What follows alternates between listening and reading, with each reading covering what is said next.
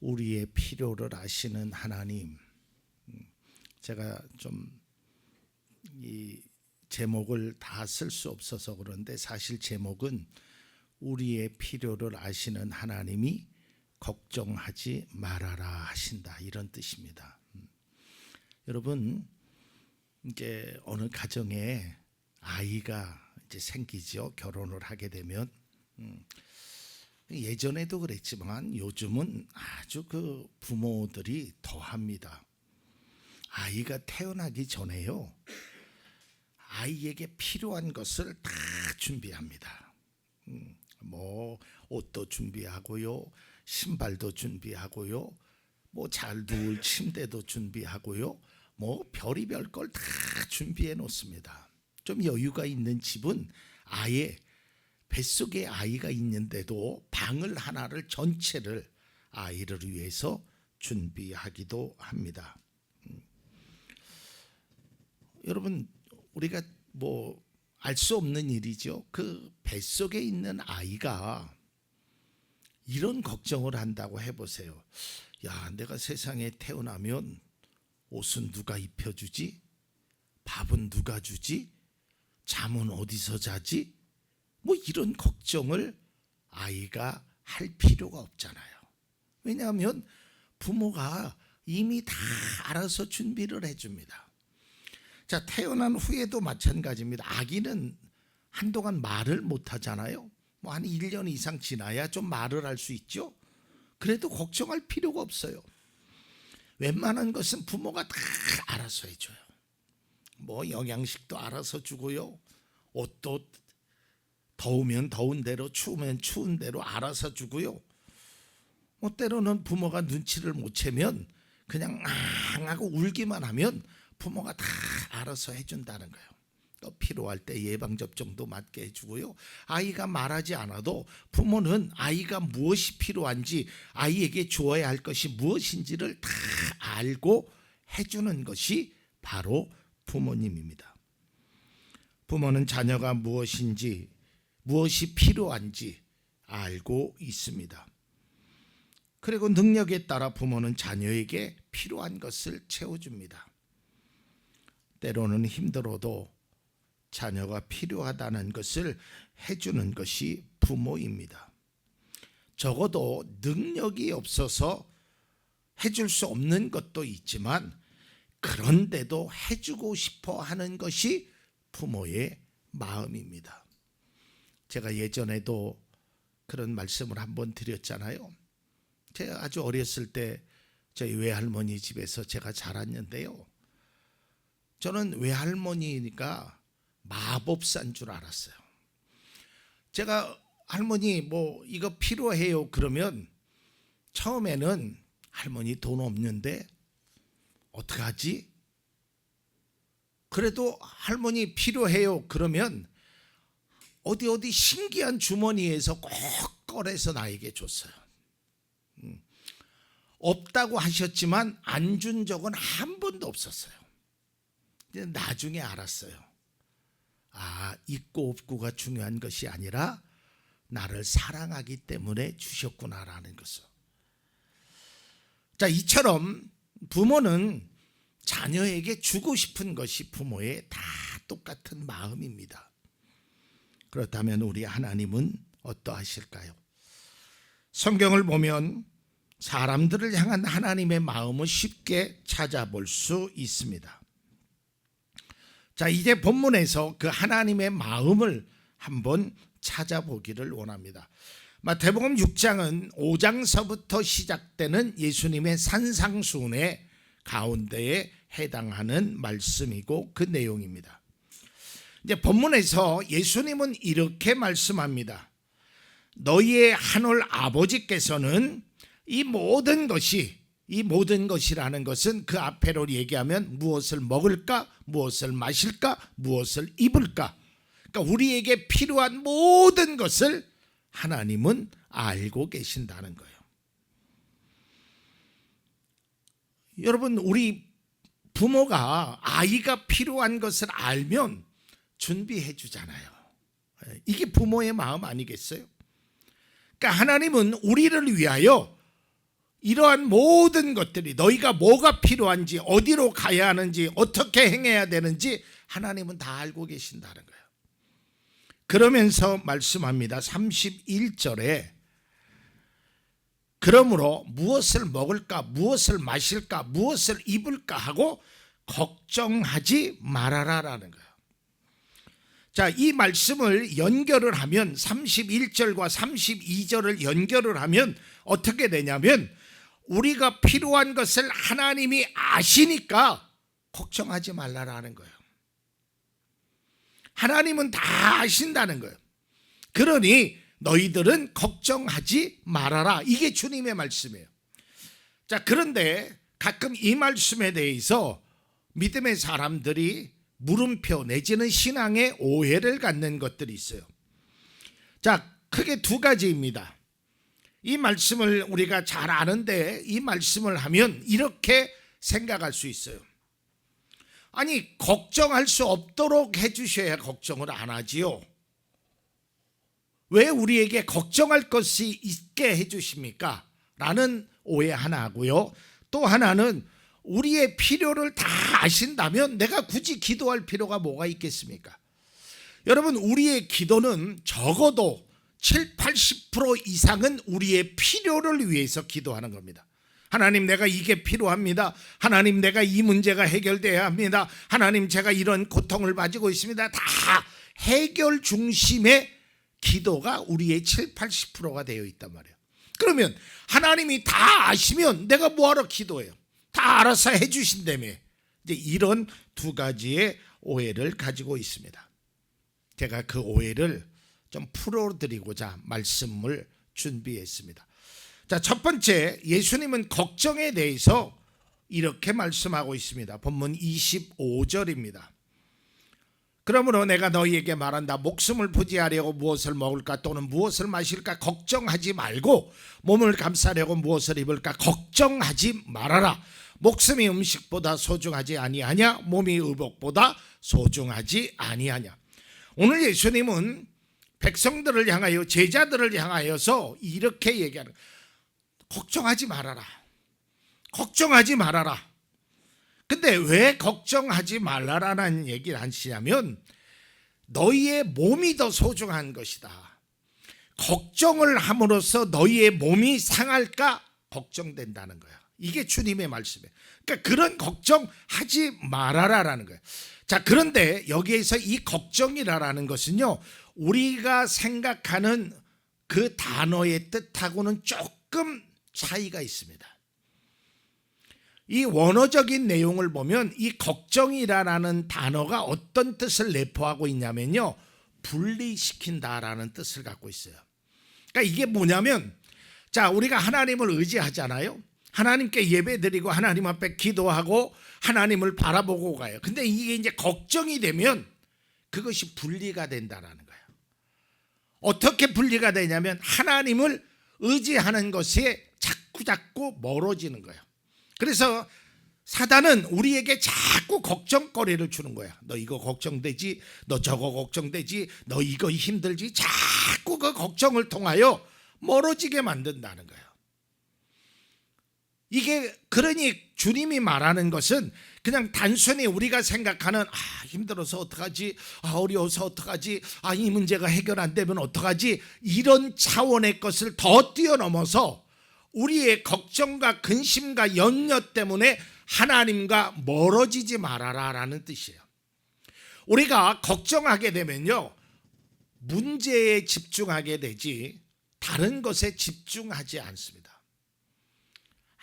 아무리 먹는 것을 좋아하는 사람도요, 걱정과 근심이 되면 먹을 것과 멀어져요. 아무리 좋아했던 것도요, 노래를 좋아하기도 하고요, 영화를 좋아하기도 하고요, 등등의 다 좋아하는 것도요, 근심과 걱정이 탁 차지하면 그것이 멀어져요. 보고 싶지 않아요. 먹고 싶지 않아요. 하고 싶지 않아요. 이게 사람의 마음입니다. 근데 특별히 그리스도인의 삶에 있어서 이런 걱정과 근심할 거리가 다 찾아오면 하나님과 멀어질까 봐. 그래서 예수님이 말씀하는 거예요. 그거 걱정하지 말아라. 그리고 또한 이렇게 말씀하는 거, 걱정한다고 해서 문제가 해결받을 수 없다라는 것이에요. 그러면서 목숨이 중요한 것이다. 그러니까 주님은 우리를 바라보시고 우리가 어떤 문제를 갖고 있는지, 어떤 고민을 갖고 있는지, 어떤 형편에 있는지, 그것보다도 우리 자신을 사랑하신단 말이에요.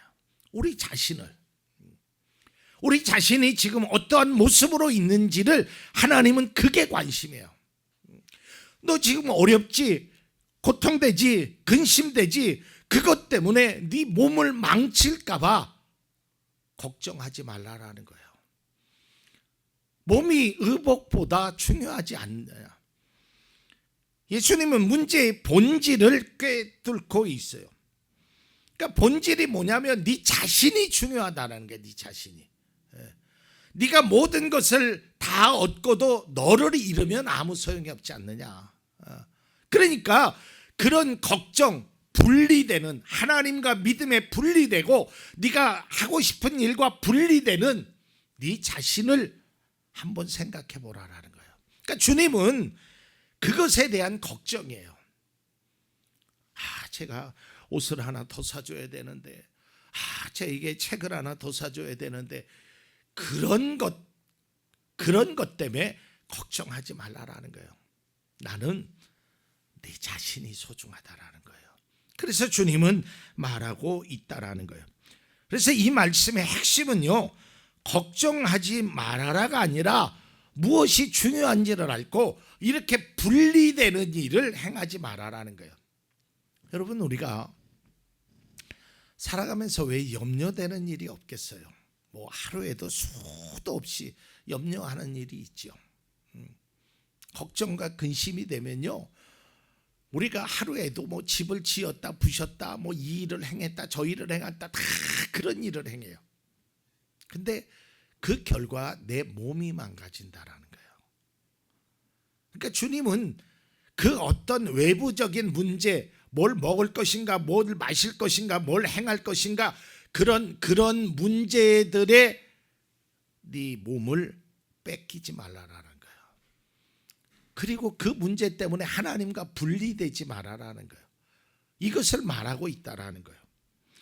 그러면서 예수님은 예화로 공중의 새와 들의 백합화에 관한 말씀을 합니다. 마태복음 6장 30절입니다. 오늘 있다가 내일 아궁이에 들어갈 들풀도 하나님께서 이와 같이 입히시거든 하물며 너희들을 입히시지 않겠느냐.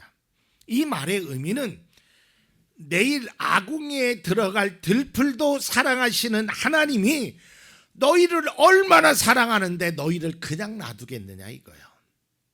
이걸 우리가 깨달으라라는 거예요. 하나님이 우리를 얼마나 소중하고 귀한 존재로 생각하고 계심을 알라라는 거예요.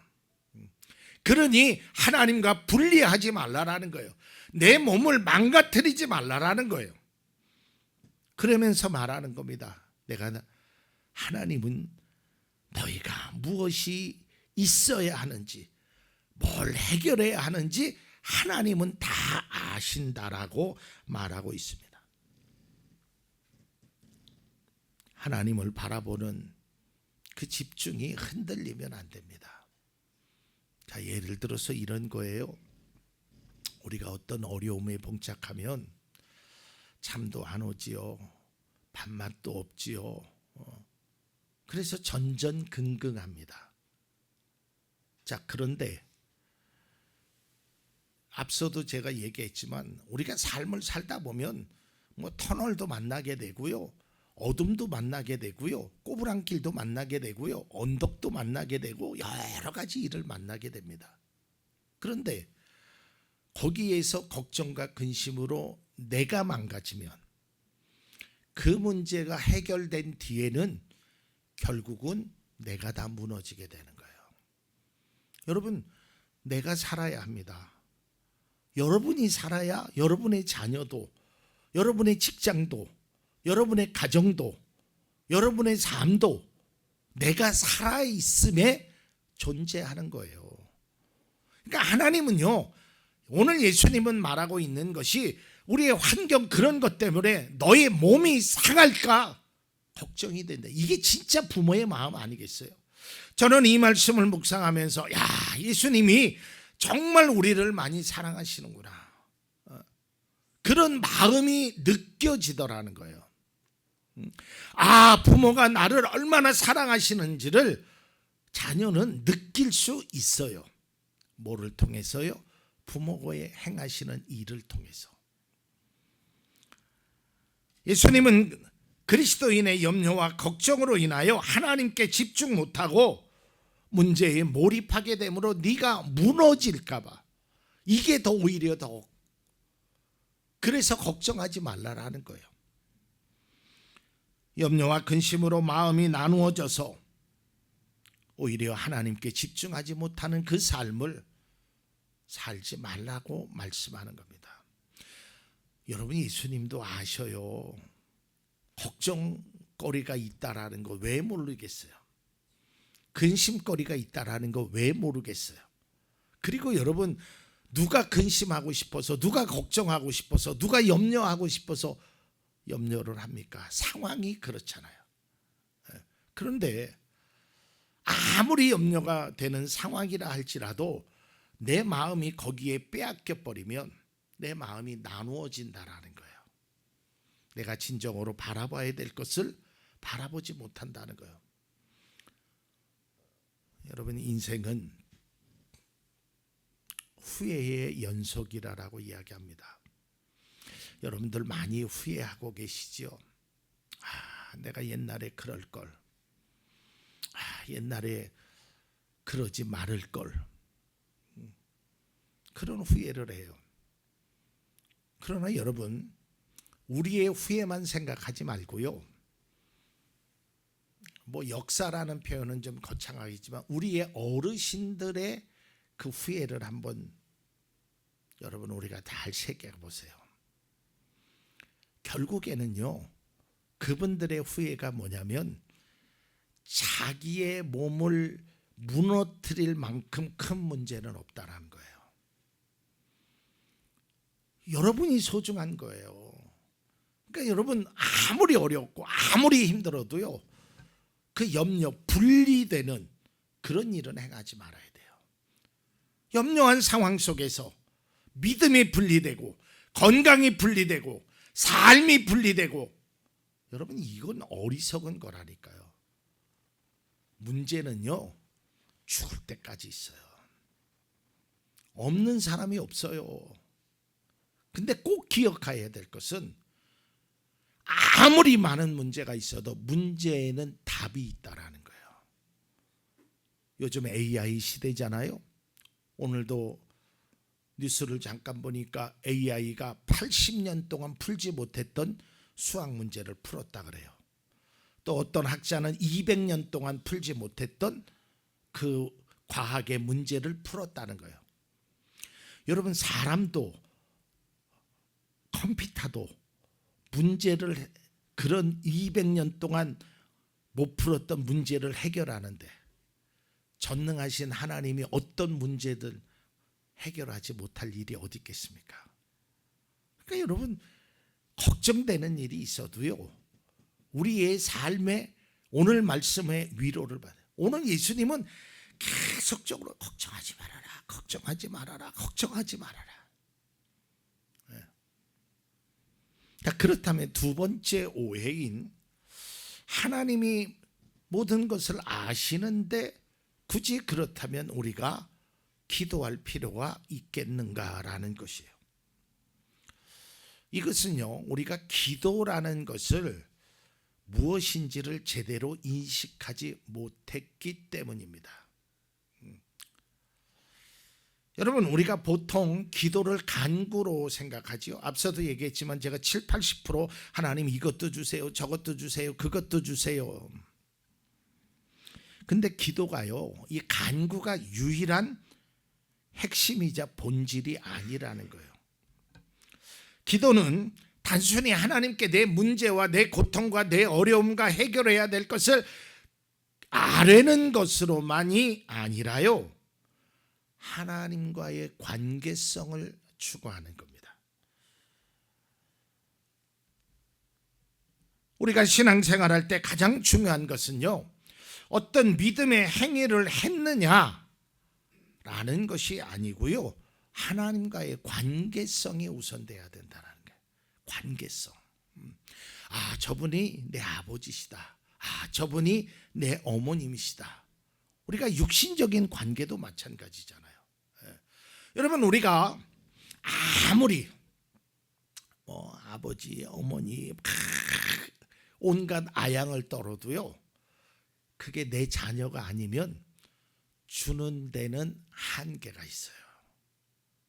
주는 데는 한계가 있다라니까요. 여러분, 그렇잖아요. 뭐 다 그러신지는 모르지만 어쨌든 보편적으로 얘기하는 게 뭐예요? 사위. 여러분들 사위 있죠? 사위가 여러분들에게 뭐라 그래요? 뭐 장모님, 장인어른 하는 분도 계시지만 어머니 그래요. 근데 그 사위는요, 100년 손님이라 그래요. 이게 관계가 내 핏줄이 아니기 때문에 그래요. 며느리도 아버지 그러죠. 또 아버지도 며느리한테 그런 얘기 하잖아요. 너는 내 딸과 같다. 그렇지 않아요. 딸과 같은 며느리는 없대요. 왜 그런 줄 아세요? 핏줄이 통하지 않아서 그래요. 그건 한계가 있어요. 여러분, 팔은 안으로 굽는 거예요. 하나님과의 관계도 저는 마찬가지라고 생각해요.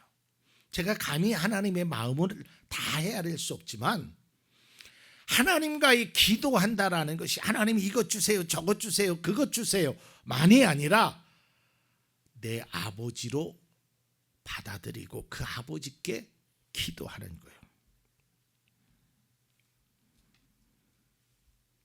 여러분, 제가 그 기도에 대해서 이런 표현을 썼어요. 이건 제가 쓴 표현입니다. 기도는 간구하는 것이 아니라 하나님과의 대화이며 사랑의 표현이다. 제가 말씀을 준비하면서 써봤어요. 하나님과의 사랑의 표현이에요. 내가 하나님을 의지합니다. 하나님을 아버지로 내가 하나님의 자녀가 됨을 나는 인정합니다. 감사합니다. 이런 표현이 기도지, 이것 주세요, 저것 주세요, 무슨 고지서 내밀듯이 그런 것이 우리의 기도가 다 아니라는 거예요. 여러분, 어떤 결과를 얻기 위해서 다양한 실험을 합니다. 뭐 과학적인 실험도 하고요, 인문학적인 실험도 합니다. 그런데 이때 가장 중요한 게 있어요. 어떤 전제를 세우느냐가 중요해요. 이 전제가 틀려버리면 시험의 값이 아무리 실험하는 그 어떤 노력을 해도 그 실험의 결과는 인정받지 못하는 거예요. 올바른 결과를 얻을 수 없다라는 거예요. 그러니까 우리의 믿음의 사람도 마찬가지예요. 전제는 하나님이 나의 아버지가 되셔야 된다라는 거예요.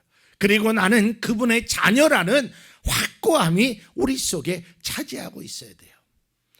그렇기 때문에 필요한 것을 다 아시는 하나님이지만 내가 하나님 앞에 필요를 채워달라고만 기도하는 것이 아니라 하나님이 나의 아버지시니까 내가 하나님과 대화하고 하나님이 나를 사랑하심과 같이 나도 하나님을 사랑하는 것에 대한 표현을 나타내는 거예요. 표현을 나타내는 거예요. 여러분, 자녀가요, 아빠하고 부르지요. 그 아버지가 야, 너 내 자식인 걸 내가 모르니? 뭐 아빠라고 부르니? 이런 부모 없잖아요. 그 관계성이에요, 관계성. 계속해서 주님은 이렇게 말씀합니다. 33절의 말씀입니다. 너희는 먼저 하나님의 나라와 하나님의 의를 구하여라. 그리하면 이 모든 것을 너희에게 더하여 주실 것이다. 여기서 구하여라도요, 단순히 기도하라라는 내용이 아닙니다. 너희는 하나님의 나라와 하나님의 의를 위해서 살아라라는 거예요. 그렇게 살면 돼요. 부모가 원하는 대로 살아가면 돼요. 그게 자녀의 모습인 겁니다. 그렇게 살면 하나님이 모든 것을 너에게 주시겠다라고 말씀하고 있습니다. 사랑하는 성도 여러분, 우리가 가는 길에 터널과 같이 어둡고 깜깜한 상황을 만날 수 있습니다. 내가 밝은 길만 갈 줄 알았는데, 고든 길만 갈 줄 알았는데 꼬부랑 길을 만나게 되고 또한 깜깜한 터널을 만나게 됩니다. 그러나 여러분, 터널을 만날 수는 있지만 결국은 터널을 지나가게 된다는 것입니다. 지금 우리의 끝은 어둠이 아닙니다. 우리가 지금 만남의 터널이 있다고 하면 그것은 막다른 골목이 아니라는 거예요. 빠져나간다는 거예요. 그러니까 우리가 터널을 만나든 꼬부랑길을 만나든 어떤 전제를 갖고 계시냐면 하나님은 내가 무엇이 필요하신 줄 아신다. 그런 좀 담대함이 우리 속에 필요합니다. 여러분, 어차피 뭐 믿음이 이걸 자체하고도요, 내 힘으로 해결할 수 없잖아요. 저도 그래요. 제가 목회를 하면서 어느 순간에 제가 탁 놨어요. 내 힘으로 할 수 있는 것이 아니구나. 그냥 하나님 앞에 맡기는 거예요. 그런데 어떻게든 지금까지 오게 하셨고요, 앞으로도 나는 가게 하실 거라고 믿어요. 왜? 하나님의 자녀이니까. 내가 무엇이 필요한지를 하나님은 아시니까. 그리고 그 필요한 것을 하나님이 주시더라고요. 예전에도 주셨던 하나님, 지금도 주셨고요, 앞으로도 주신다니까.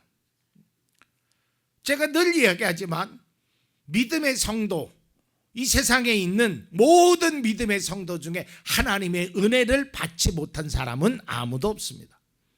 하나님이 주셨어요.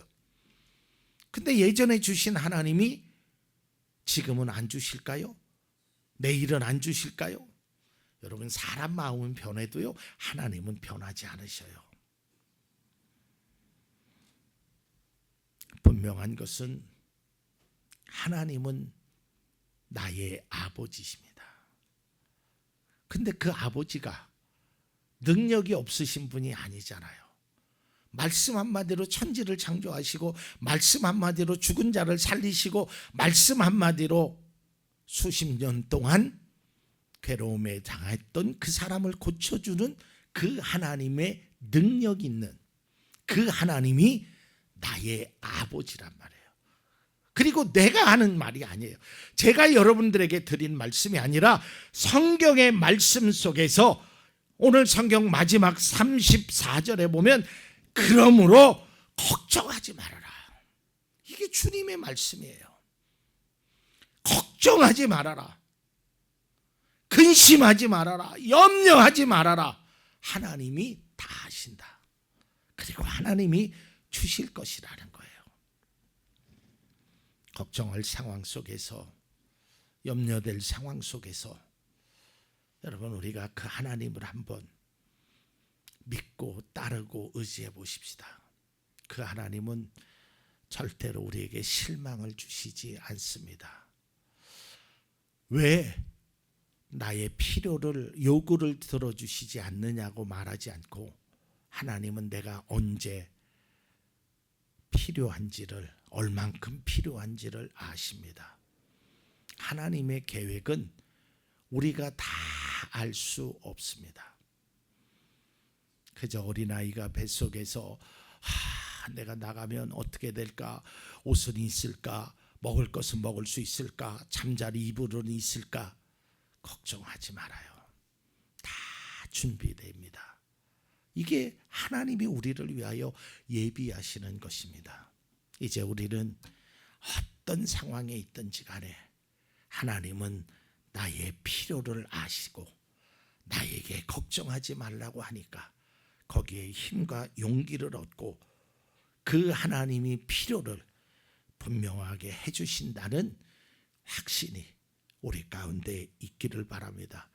그 하나님은요 반드시 주십니다. 왜냐고요? 우리의 아버지고 우리를 사랑하시기 때문입니다.